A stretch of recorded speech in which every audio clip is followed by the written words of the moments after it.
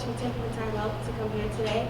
One of the most important parts of being an ally to our brothers and sisters in the struggle, as you all know, is taking the time to learn about their culture as well as the stereotypes imposed on them by society and how that contributes to their oppression and violence towards them, as well as the historical context of where that comes from. So it's definitely an important part, being here and learning about this is definitely an important part of becoming an ally to our Native and Indigenous brothers and sisters.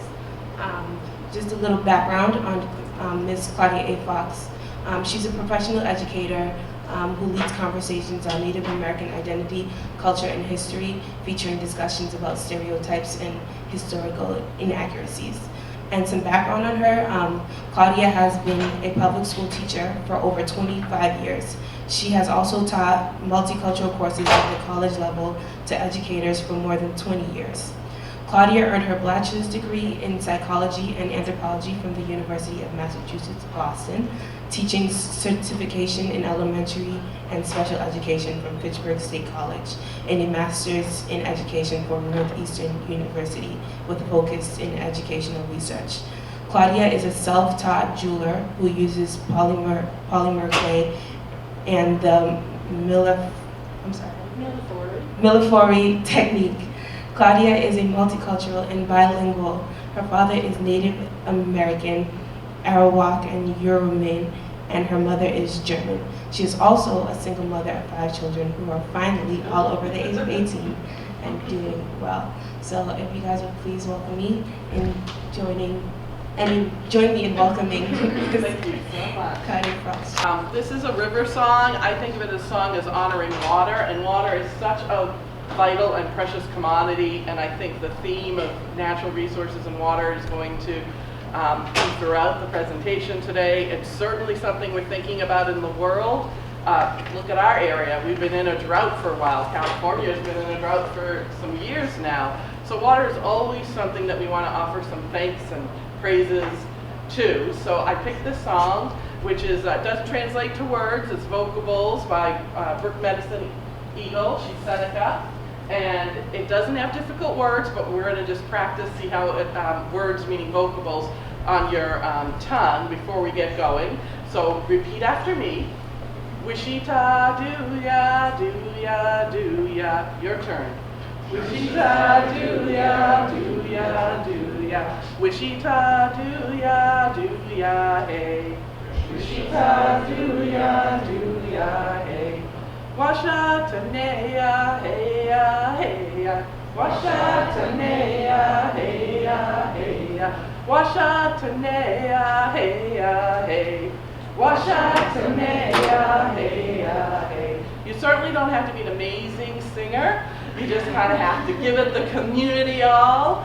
The drum is a really important symbol and piece of Indigenous culture around the world. Indigenous cultures. Native American, North and South American Indigenous cultures for sure. I made this hand drum. It's out of an elk hide. We're going to practice with the rattle. So when I drum, you copy the beat with the rattle. So let's just see how that goes. Try this. This is just a straight beat. Now let's try a heartbeat.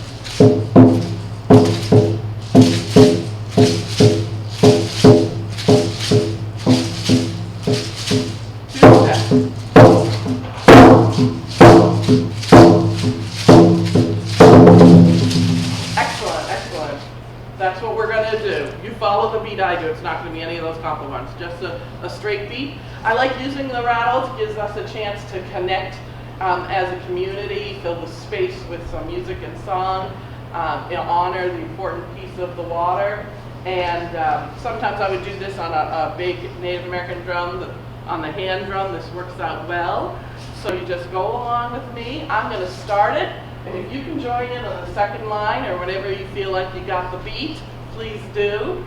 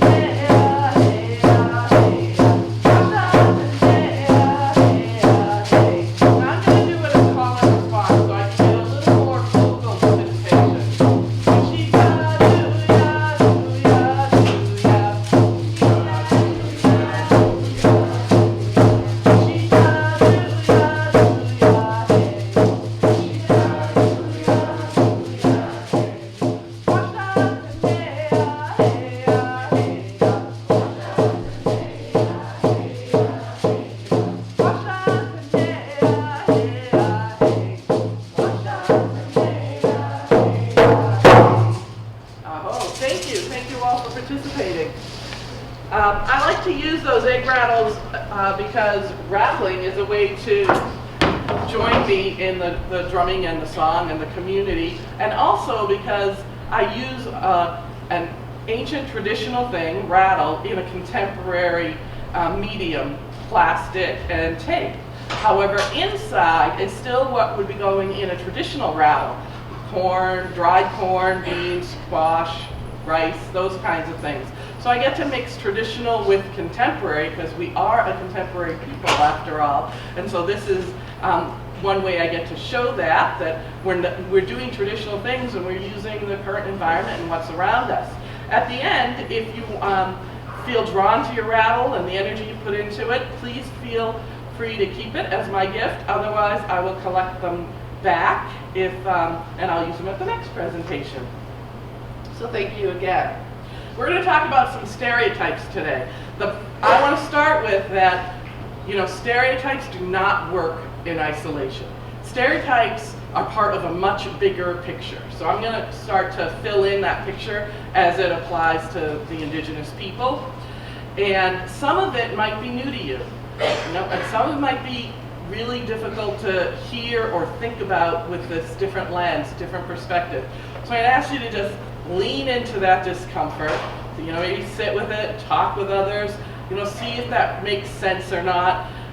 The experience of Native Americans is kind of unique in this country because it's our land.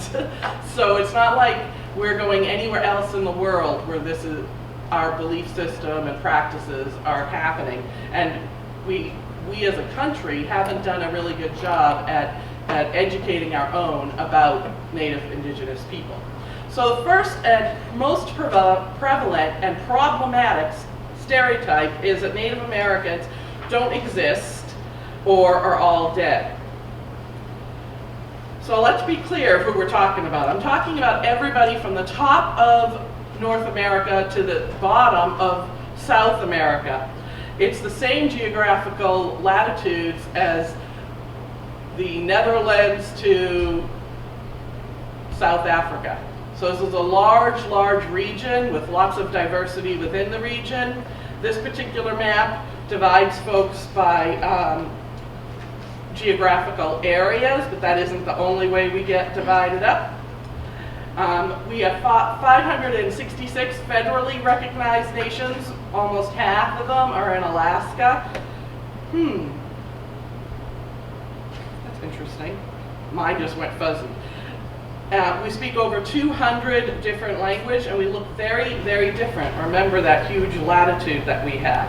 And we're still alive. Now people, when I stand here and I say I'm an indigenous person, it's hard to believe that people actually believe we don't exist, but they do. I have conversations where I meet somebody and they say, what are you? Usually is what I get, and I say that I'm an indigenous American or a Native American, and they say what nation, which is really good because I'm like, they've been educated a little. They don't say tribe, they say nation. And I say I'm Arawak, and then they'll say, aren't they all dead? So I just stood there and said, I'm Arawak, and somebody said back to me, aren't they all dead?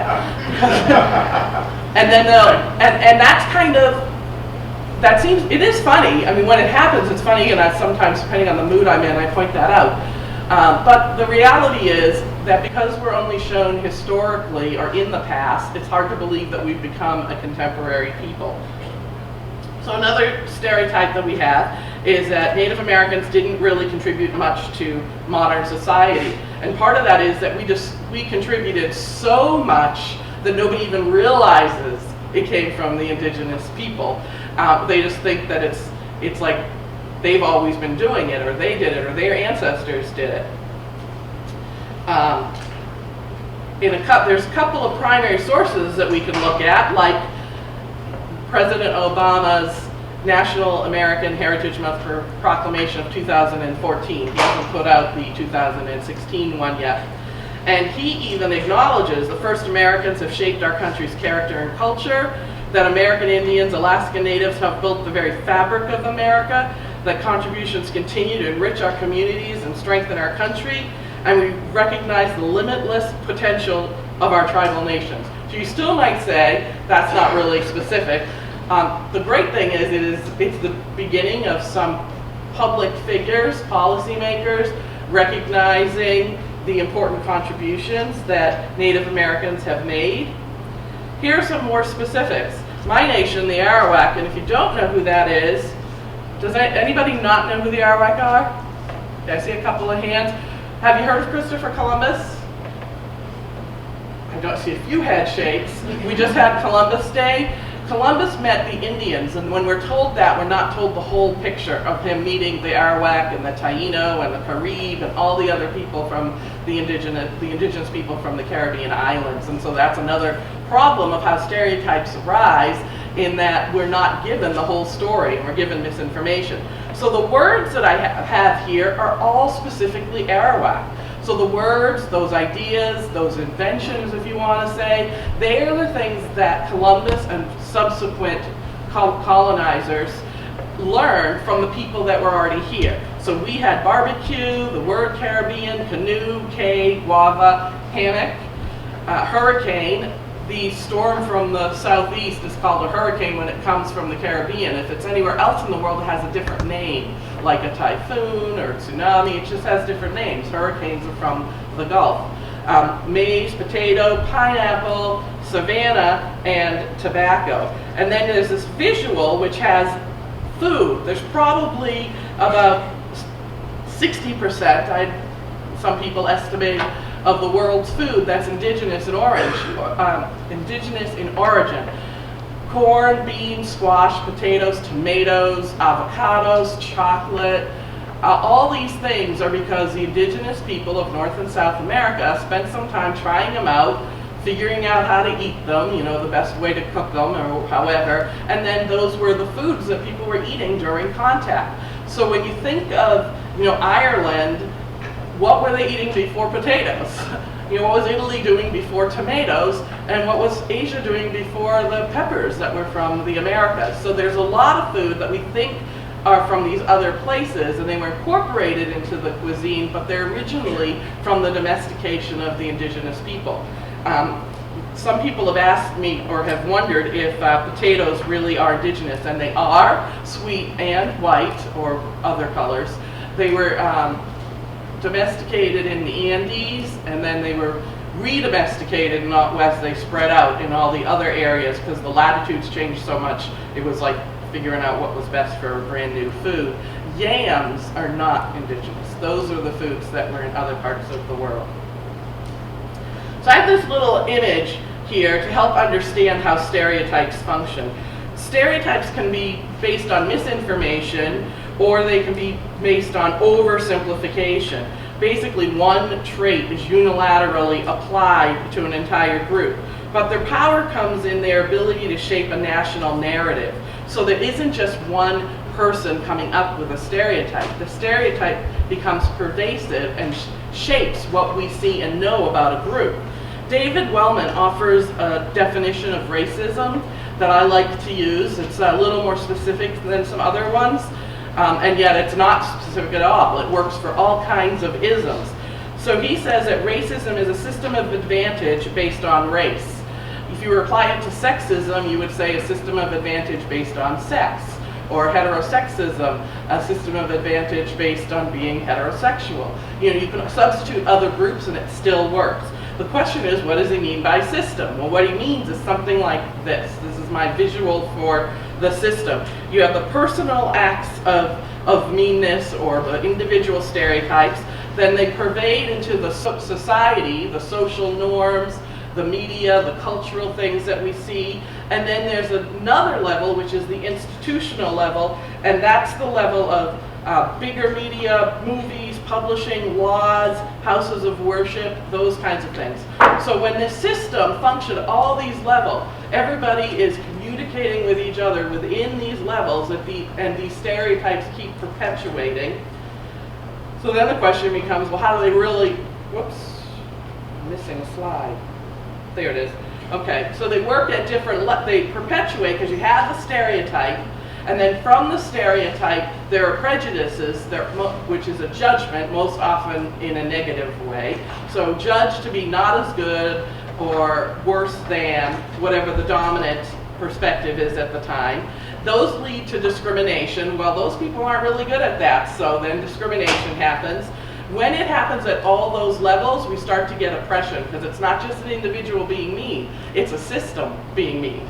And the system works at the personal, the cultural, social, and the institutional level. So as that system is working, people who are from the oppressed group feel the internalized oppression, I can't be anything else, for example. And the people who are within the system and not getting off of it continue the stereotypes, and that's how the system perpetuates itself. You can see those little arrows, an ally, an activist, a social justice warrior, an active bystander. That's how you get off of the system. Another way to think of the system is as an elevator. It's just going. If you're on that elevator and you say, I don't want to be a part of the system anymore, I'm just going to turn around, guess what? That elevator is still taking you. You haven't done anything to get out of the system. So you have to work really hard to climb off the elevator or get yourself back down and out. And that's what these represent. At any point in the system, you can work to get yourself out. So with David Wellman's definition, the People's Institute has looked at how the stereotypes get perpetuated. And we can think of individual racism. We can also look at institutional racism, cultural and linguistic racism, environmental racism, militarism as applied racism, economic racism, health system racism, and I'm adding historical racism for when a system ignores the history and isn't telling it in the way that it should. So I'm going back to the stereotypes now. One of them is that indigenous people, Native Americans, are primitive. And so you'll notice that I, like President Obama in all of his announcements, go between indigenous people of the Western Hemisphere for 1492, which is long and cumbersome, Native American, American Indian, there's a Native people, there's a lot of different words. Nothing's great. It's what I grew up with and can live with, you know, totally can't not stand. You know, I'm just dealing with the system that's around me. Eventually we'll have enough power and we'll be organized enough to say what we want to be called. So the indigenous people, if we want to be called by our nation's name, if we know it, but not all of us do, because there's nobody that's going to go up to a German and say, wouldn't you prefer I call you European? You know, so indigenous and Native American is one of those broad terms, and people prefer to be called Arawak or Wampanoag, but sometimes it doesn't work when you're talking about the group as a whole. So people think that we're primitive, and I want to point out this little piece of a historical timeline. Look at my little asterisks. The Mayan civilization was flourishing. The Maya civilization was so big and huge that when the conquistadors arrived in Tenochtitlan, which is today's Mexico City, they reported wetting their pants. It was just filled with gold, it was beautiful, there were all kinds of temples. Then Leif Erikson, who's in Canada at some point here, and then we have the Aztec civilization, which again, as soon as the conquistadors arrived, they raid the libraries and destroy all the books, but there's a huge flourishing civilization going on.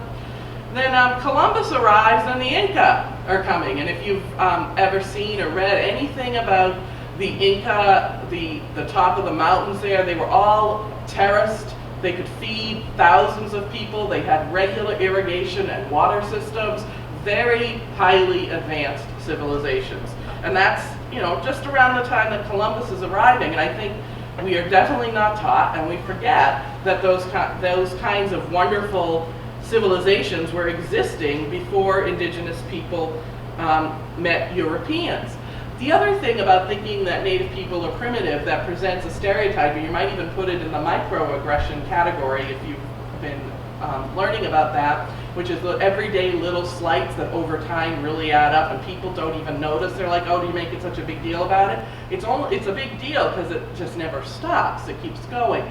So one of them is the idea that we're primitive or tribal instead of thinking of nation. And to do a comparison, I find it helpful to think of what if the situation was reversed. So when people ask me, you know, what tribe, what region, what were the kinds of behaviors, what did your group do? It's sort of like if I said to someone, because this is how pretty far removed we are, Well, you came from Europe. Were you in England? Was your family part of the peasant system in the feudalism? You know, who was your lord? You don't know that, most likely, and you probably didn't like being called peasants either. So it's that same kind of thing when it gets reversed on indigenous people. So another stereotype is that Native Americans are savages. So when Columbus arrived, I like to use the Arawak because it's my nation and I know the most about them, and it's the first encounter, for the most part, the first ongoing relationship that we know about. When he first saw the Arawak people and he came to greet them, he says they brought us parrots and balls of cotton and spears and many other things, and they freely, willingly traded everything they owned. They were well built and good bodies, handsome features, and they didn't bear arms. I showed them a sword, they took it by the edge, and they cut themselves out of ignorance. They're generous, handsome, intelligent, friendly, simple and honest, exceedingly liberal with all that they have. They give objects of great value for trifles. Now, Columbus only had trifles on his ship, so I'm not doing the Columbus talk, but I'm going to put a bug in your ear that why would somebody who thinks he's going to Japan, which has already had been contact with because of Marco Polo, and Japan and Asia has huge empires and beautiful things, why would he bring trifles? You would bring much more fancy stuff if you actually thought you were going to see these kinds of dignitaries, but that's a separate story. And he talked about the love and with being without greed here. That doesn't sound like a savage to me. So a lot of times savage gets applied when we defend our culture and history and traditions. But in first contact, when we're just getting to know people, there isn't any savages. But let's talk about the rest of Columbus's voyage. On his first night on his ship, he writes in his journals, "They are good to be ordered about, to be made to work, plant, and do whatever is wanted, to build towns and be taught to go clothed and accept our customs." On his fifth night, he writes, "They have no iron, their spears are made of cane, they would make fine servants. With 50 men we could subjugate them all and make them do whatever we want." On his second voyage, which happens about 6 months later and we're never taught about, he brings all the tools to enslave people, to murder them, to chain them, to kill them, to put them to work in the fields for sugarcane. He brings domesticated animals that people are unaware of and don't know anything about. And this, to me, is much more savage than how indigenous people are portrayed. So the question of who is the savage in that stereotype comes to mind. Another is that Native Americans get help or handouts from the government. We're getting so much help that our health system, alcohol-related problems are 520% greater than the national average than the rest of the United States. Tuberculosis is 450% greater. Liver disease, you can see this.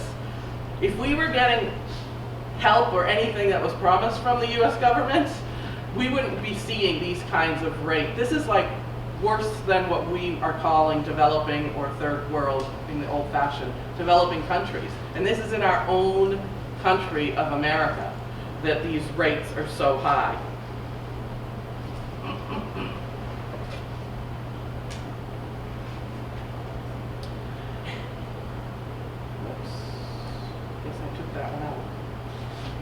Sorry.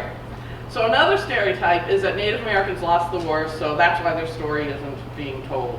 Which, I mean, part of that is true, that the victors get to tell the story, but it isn't that there are always people who recognize that there's this missing piece. And I'm going to go again to the President's Heritage Month proclamation, where he says, "For too long the heritage we honor was disrespected and devalued. Native Americans were told their land, religion, and language were not theirs to keep. We can't ignore these events or erase the consequences for the Native peoples, but we have to work together to forge a brighter future so that the lessons from the past can reaffirm the principles that guide our nation today." So while it may be true that the victors won, it's not true that people don't want to tell the story. There are people right from the top saying there's more history there to tell. And there are always teachers at every level that are aware of what's missing and integrate in the knowledge and history of culture of the indigenous people. And we can be doing a lot more. You may or may not know that changing Columbus Day to Indigenous Peoples Day is sort of a movement happening. And many places for decades now have not been celebrating Columbus Day. And I just wanted to point out that in 2016, Brown University recognized Indigenous Peoples Day on Columbus Day, and Cambridge, Massachusetts recognized Indigenous people. I find Cambridge really interesting because Harvard is the only Ivy League that does not. While this city did, Harvard didn't, Harvard University.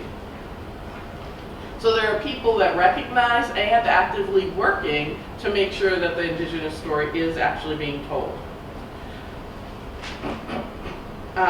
So another thing about stereotypes is the idea that if we use Native American words, we're going to honor the Native people. So there's a little bit of an audience participation thing coming up now.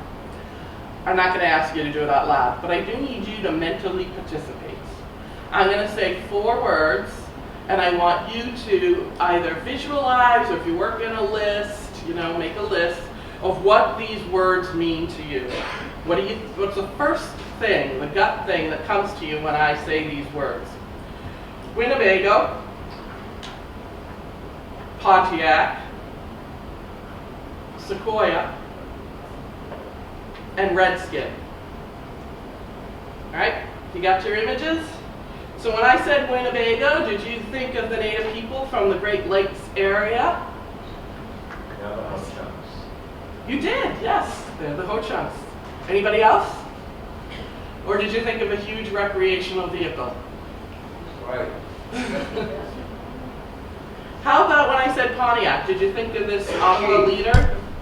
So when I said Sequoia, did you think of the Cherokee man who invented an alphabet or a syllabary, which is like more phonics than individual? I thought of a tree. You thought of the tree? So the trees are named after him. They're spelled a little different, and they're named after him. Sequoia was a really wonderful leader who's multiracial. He had a disability walking, and he is one of the only people to ever develop a language not being literate in any language. So it's not like somebody who can speak English, is literate in English, and he invents Dothraki or Klingon. That's different. Yeah? The tribe that I belong to is teaching the children the language. Yes. And that's a really, yes, they are. They're not just teaching the children, they're teaching the adults too. It's really, I want to learn myself. It's a great program, and that's what he did. He taught the adults and the children, and in one generation, he showed the importance, and he got everybody to speak the language. And the Akwesasne News, which is their newspaper, is still still running, still uses that alphabet and English. So the big one is, when I said Redskins, did you go, oh, I hate that word, the R word. It's a word we shouldn't even be saying, just like the N word. We shouldn't be saying this word. Here are 2 examples of what I mean. These are the actual posters that represent the government policy that the only good Indian is a dead Indian.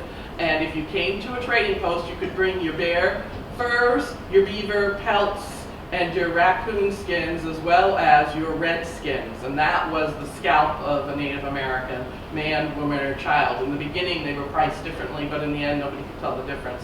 So everybody was bringing in scalps to show they had killed indigenous people.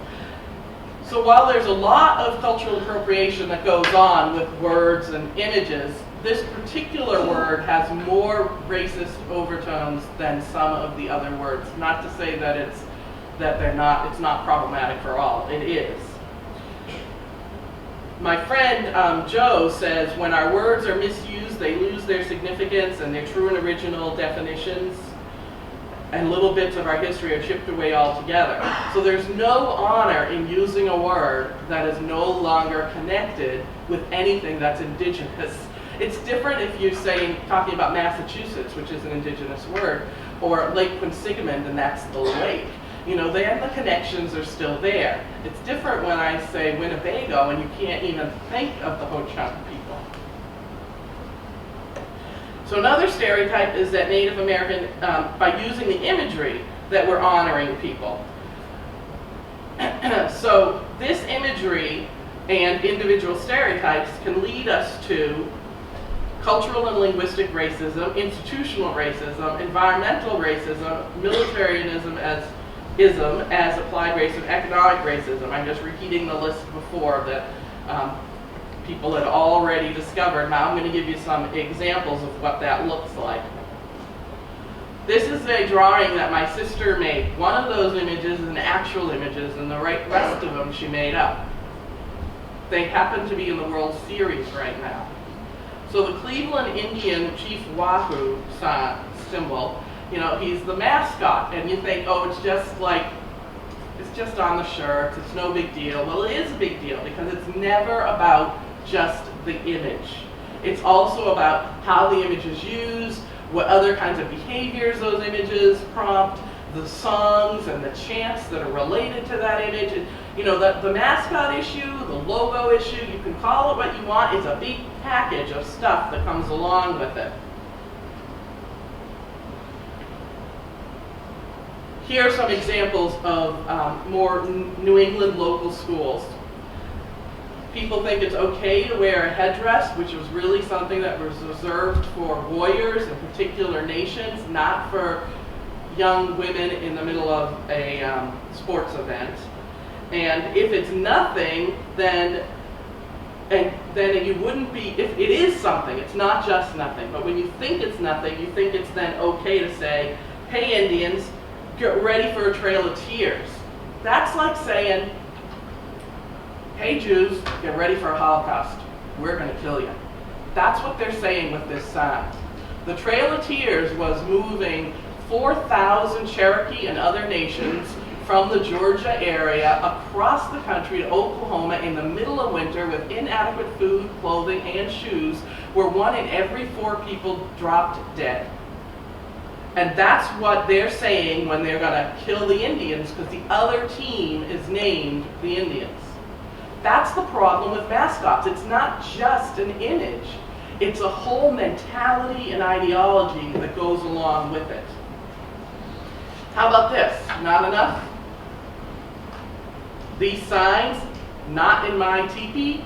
I saw one today, I didn't have a chance to integrate it, that was, let's TP the other team. You know, like putting toilet paper, only it wasn't the toilet paper TP. It was TP like making fun of the word Indian because the other team is Indian. So it perpetuates that it's okay to be oppressive and use the stereotypes and make fun. And that is cultural racism. By using Native American culture and ideas, we're honoring, coming back to it, you know, we're honoring it, it's there. That's better than nothing, which is the other way of saying that. Well, here's some more cultural racism. These images are from 2 movies, Peter Pan on the top and Pirates of the Caribbean on the bottom. I just want to point out at the top one, you have a totem pole or a clan pole with the teepee with an island, none of which would appear together in real life. On the bottom, you have the Caribbean, that's my nation, depicted as headhunters and cannibals, as you can see from the skeletons that are there. Matika Wilbur, who's a photographer, she did a documentary and she analyzed the 5,868 big films that were released over a decade, and she found out basically that they all had, the ones that were released, there were only 12 with Native Americans. I just want to point out, if we only had 12 movies about Nigeria or 12 movies about Asian Indians, it wouldn't be a big deal because Bollywood and Nollywood exist. That's putting out hundreds of movies. But we don't have that.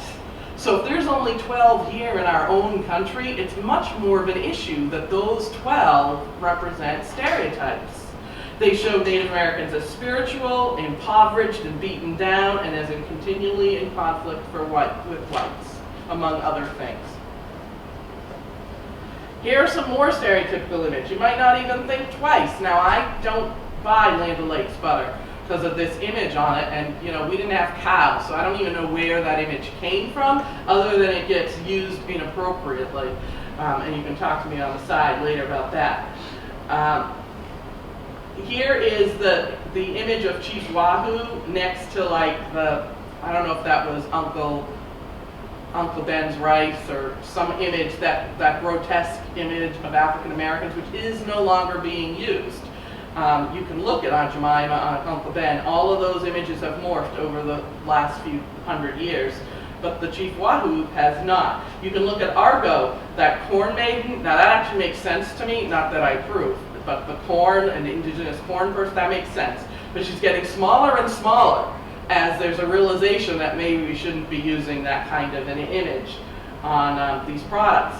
So I don't buy the Land O'Lakes, but I can't tell you whether the muffin that I got this morning at a store used Land O'Lakes or not. So even if you have the power to use your money and buy certain things and not buy other things, it's hard to be 100% about it, because it's just hard to find everything out. But the more that you do, the more your power of your dollar, that really can make change. So what's the problem? When you have all that kind of image around, this cartoon really sums it up. There's only one kind of Indian, and that, if you can't read it, it says you don't look like an Indian, right? So the image of you don't look like an Indian shows that the only things being shown are the stereotype, and therefore if somebody else says I'm Native American or Indian, you don't fit that image of it. And we've had 500 years of contact. We have 500 years of intermarrying, to say it nicely, and we have a lot of multiracial people. The U.S. Census shows that most indigenous people are multiracial. 78% of us do not live on the reservation. That means we're interacting with the rest of the world regularly, and that's who we're having children with. So another research study that was done in 1990 to 1999, and again a decade, was of the news reports that were out, NBC, CBS, and ABC, the really big stations. 175,000 news reports, so 98 about Native Americans. Now, I can't remember reading this part of the study, but I bet you that 98% was because it was like Columbus Day or Thanksgiving, not because there was really stuff going on with indigenous people. The majority depict stereotypical 18th century images, such as Native Americans in buckskins, riding horses, and wearing traditional headdresses. The least common type is representing 21st century indigenous people in a positive light, and most people believing that indigenous people are assimilated or extinct, which I already have as the #1 stereotype. So what's the impact today? Here's an example. People dress up, and nothing about the real way indigenous women looked, behaved, acted. That would be totally inappropriate.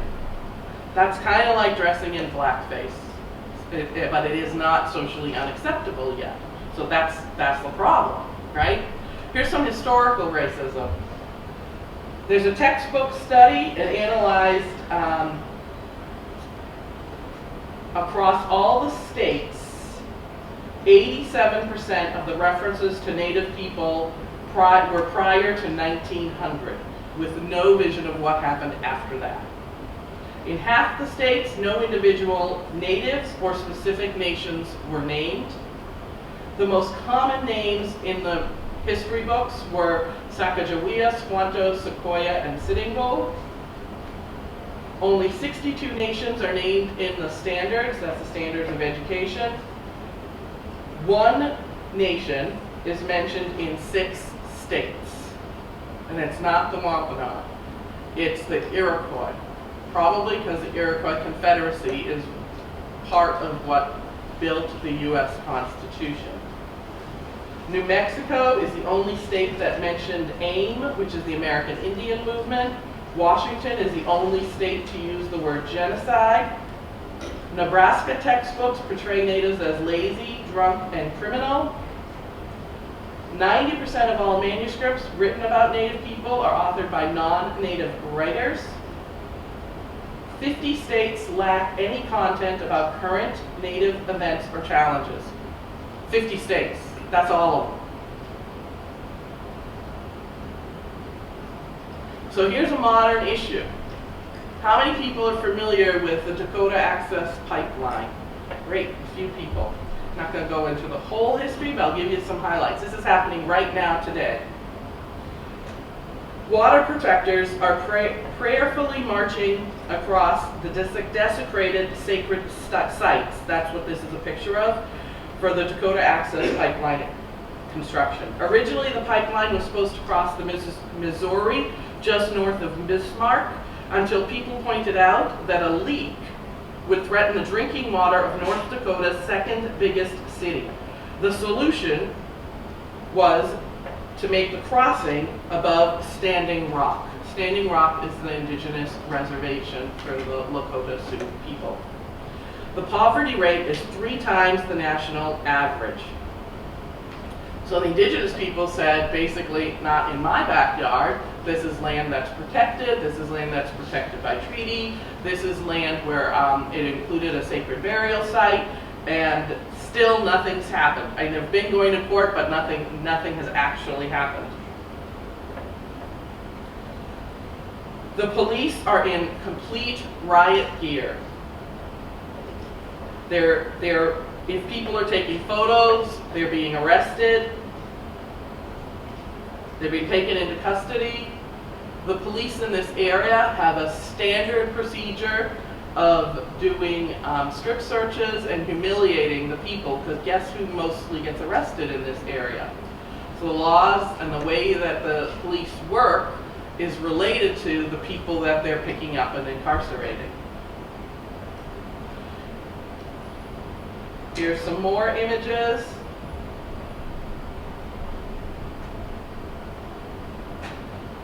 This is a man being treated after the police sprayed him twice in the face. As the police are coming there to disrupt the praying, there's nothing going on but silent protests, prayers. To let you know that that's what it is, this is what the police have destroyed. Teepees, sweat lodges, they've arrested the elders. Basically the same things that were happening hundreds of years ago, still happening today. And I don't see it on the nightly news. I have to search for where it is in my news sources. So why are stereotypes so damaging? They affect how we Native Indigenous people see ourselves. They affect how others see us. You know, you're not the Indian I had in mind. They limit access. Native people don't feel like or are granted the same access as other people. And the accurate representation of First Nations people is completely missing from the story.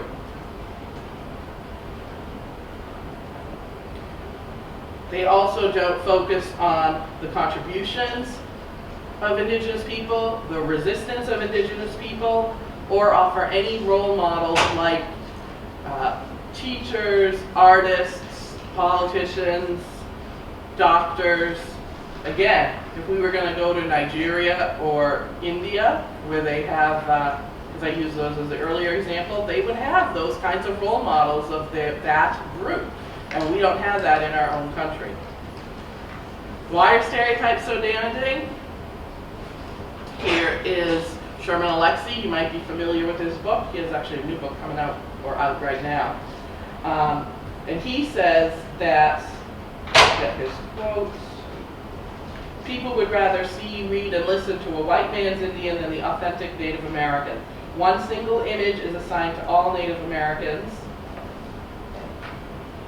And he said that one Tony Hellerman book sells, which is on here, sells more than all Native authors combined.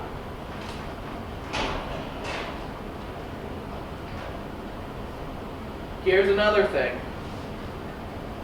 Land was given away historically. Indigenous people were living on it. The government came in and gave it away. That's what the Oregon Trail was. That's what those, I forget what they're called now, those runs where there's staked territory and you just start at the starting line and run and grab a place and it's yours. The problem with taking the land away from Indigenous people is the land is part of who we are as First Nations people, more than it's part of any other group, no matter when you think you got that land. This land is our biology. It's the food that we ate for thousands of years. It's the plants that we ate for thousands of years. It's our stories. Our stories are about the animals and the plants and the mountains and the rivers and the waters on this land. No one else's stories are about these things. This is what we grew up with, this land. It's in our songs. That's what we wrote about, this land and how it treated us. It's where our ancestors lived, died, and are buried for thousands of years. It's always what we fought for and fought wars over and fought for. There is a higher percentage of Indigenous people enlisting in all branches of the military service than any other racial or ethnic group, per the percentage per the number of people we have. And it is our wealth, and it has been taken and stripped from us. And those stereotypes are ways to control the minds of Indigenous people and of others in feeling that there's not a lot to offer, and creating a national narrative working at multiple levels to perpetuate that idea. So without landing on too dim a note, there are things that we can do to get off of that cycle, to be those allies and warriors, social justice warriors. We can learn and spread new information. We can know and spread Indigenous perspectives. Reading is a helpful way to do this. Movies, coming to talks like this. We can boycott the goods and services which stereotype. We can agitate and fight for social justice. We can read these. There are a lot of books. These are just some of my personal favorites. For historical, 1491. He's written a couple books. This is the one I recommend.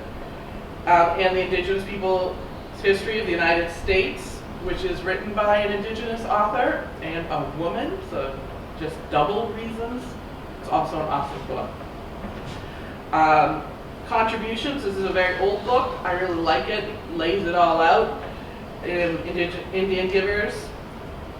And Stereotypes. I put one book by Thomas King. He's written several books. They're all short, easy to read. Any book by him. He's from Canada, Indigenous person from Canada. He's got, like I said, some really great books to read. You can go to an event like this event, or the National Day of Mourning, which happens on Thanksgiving at noon at Coles Hill every single year since the 1970s. Why the 1970s and not the 1620s? Because it took a long time for Indigenous people to get rights, the same rights everybody else had. We were the last group to be able to vote, and we only, in the last few decades, had a right to our sacred ceremonies, our dances, our art. There have been many laws since the 1990s to now to protect our rights that other people already had. And in the 60s, when the civil rights movement for African Americans happened, there were new laws and legislation with language that the Indigenous people could borrow. We weren't the only group to borrow that. The American with Disabilities Act also, for example, used the civil rights laws language. And so it was in the 70s that Indigenous people were having their civil rights movement and occupying places to get these rights. So it's very recent years that we've gotten the rights that we have, and in that time frame was when the gathering down at Plymouth began, and it continues to this day. It's a good thing to go to at least once. I go almost every year if I can manage. Sometimes the traffic is so terrible I just turn around on the highway. But if that's not the issue, I go. There's speakers, and then there's a breaking of the fast. The place where it is the place where the Patuxet village used to be, right off of the harbor in Plymouth Harbor. There's a huge statue of Massasoit there now. Patuxet is where Squanto, known as Squanto, was originally, and his Chisquantum lived, and that's where Plymouth Plantation was first built. It's not where it is now. That's where it originally was, so there's a lot of historical significance. That's also where Post Office Square is, where Metacom, who was Massasoit's son, when he lost the King Philip's War, his head was displayed on a stake for 25 years.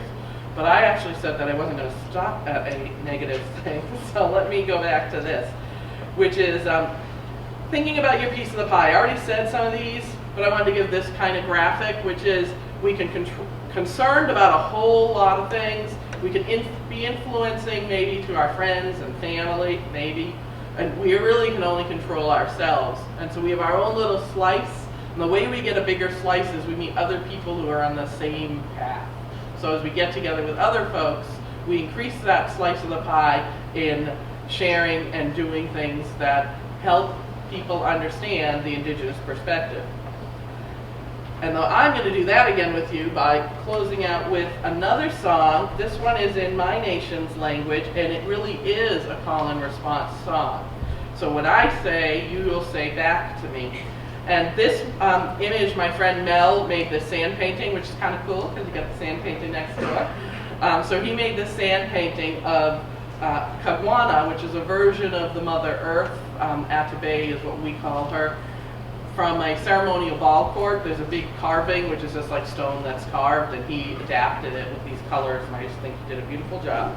So we're going to do this song that's basically saying, with huge gratitude, we offer big thanks to the Mother Earth. Repeat after me.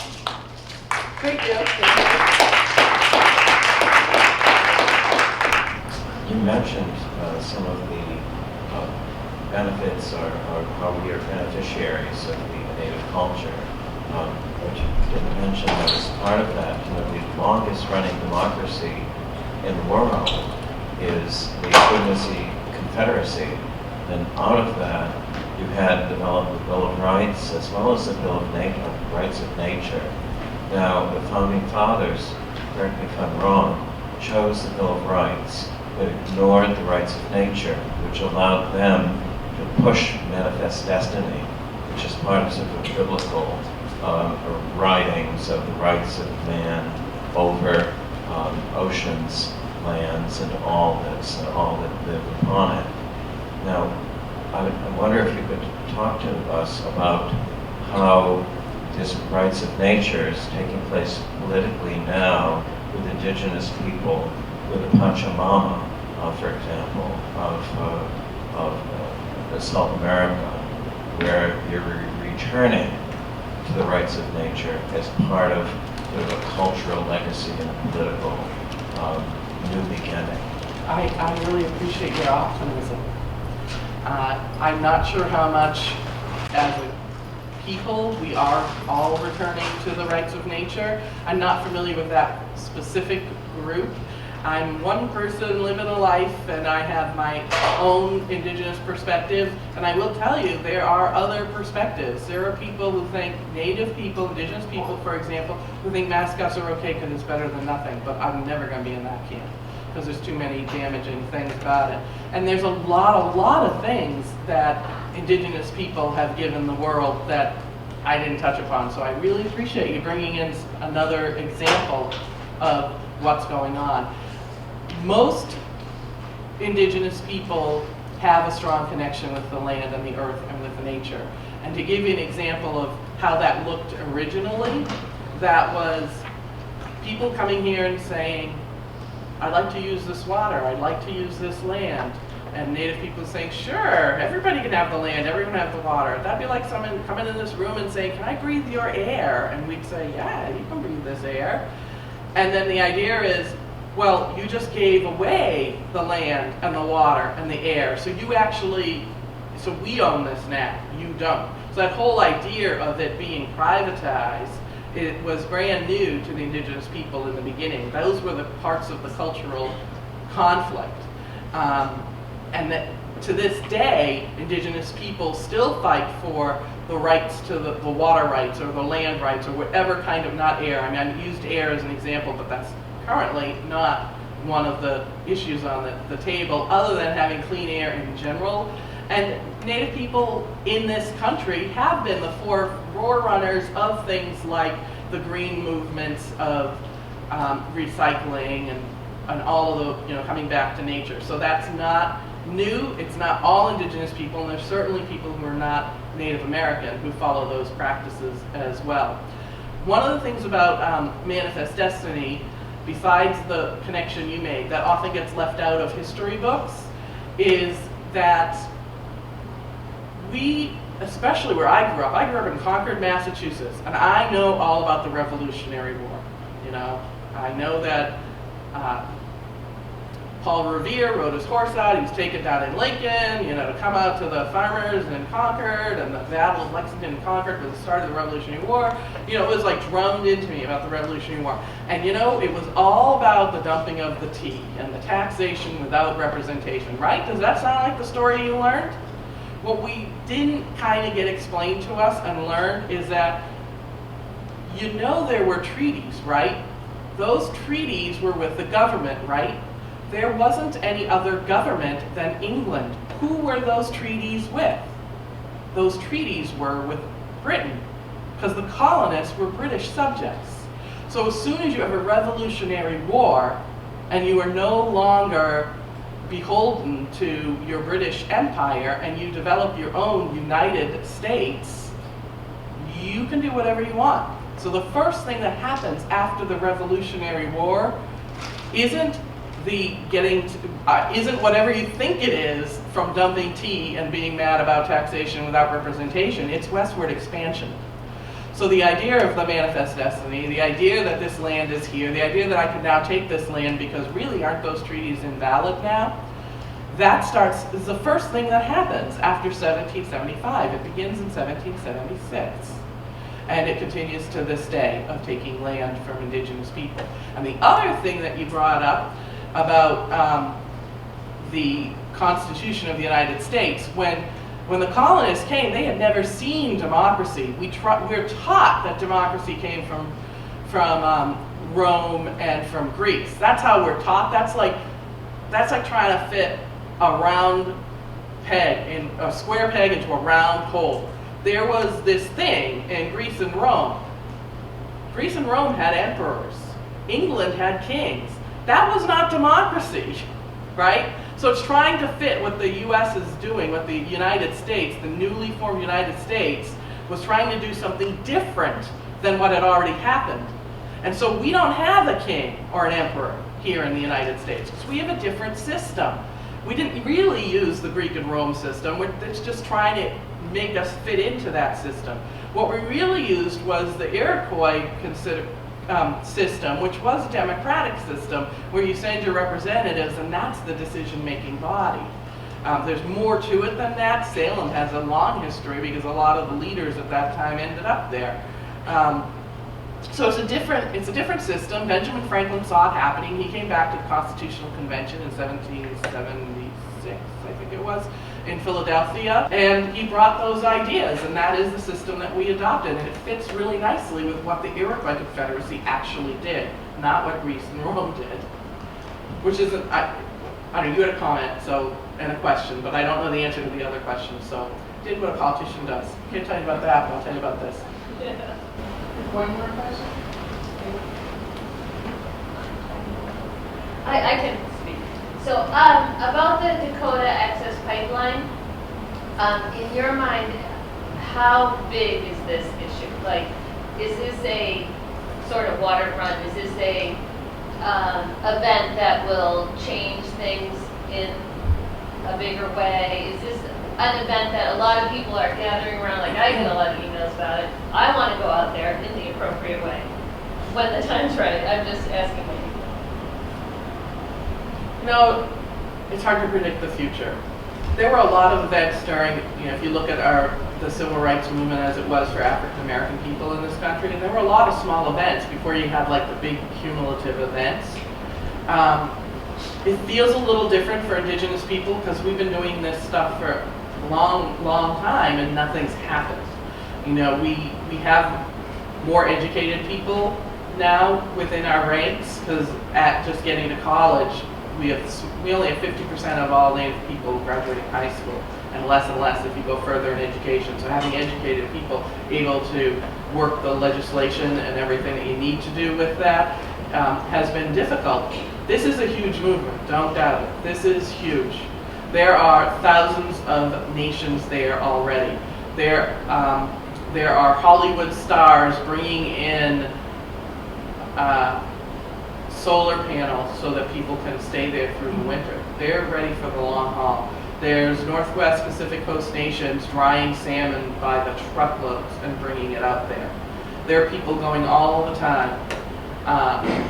We're not hearing about it. It's pretty big. And I would hope that it would set, the UN knows, the rest of the world knows. We're the ones that are in the dark about it as US citizens. And the UN just sent a representative, so hopefully it'll become more widely known. It could be like Flint, Michigan, we hear about it, but we ignore it. Or it could be about, I don't know, some other kind of thing that the bus boycott. If other people start to boycott something that has to do, boycott oil, that'd be hard to do. But something like that followed up, it could be much bigger. But at least it's bringing some attention, and hopefully it'll bring more attention. And while I don't think that the big stars should be getting all the attention because it's an Indigenous issue, it's great that they're coming because it's making it more available to the rest of us. So I want to thank Claudia Fox once again, and I want to thank all of you for joining us.